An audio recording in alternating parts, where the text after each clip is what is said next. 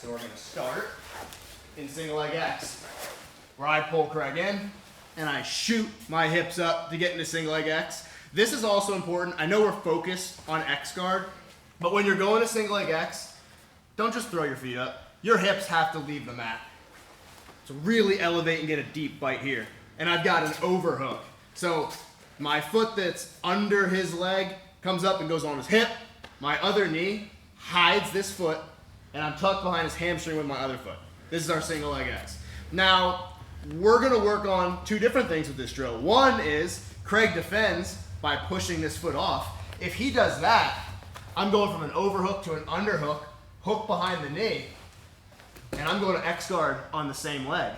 But if we go back to single leg X, and Craig doesn't defend yet for the sake of the drill, I'm going to hook under his other leg, swim this inside, hook behind the knee, and go to X guard on his other leg.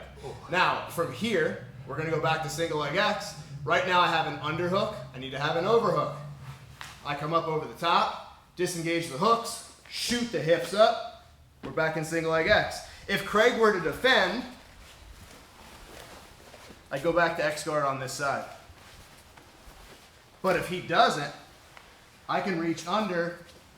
You can push if you need to, but hook behind the knee with the lower leg and on the hip with the other one. I gotta pull this in tight, and I'm pulling down on his thigh away from him. And something else that's important, just a general detail from X guard, is that you want to flare your knees. Craig will feel a big difference if I'm hooked and my knees aren't flared versus now. You feel a difference there? Yeah, because basically what I'm doing is pulling to the outside with this hook and pulling to the inside with this one. Makes it a lot more uncomfortable for him. And then to go from X guard back to single leg X, underhook to the overhook, and now we're back where we started.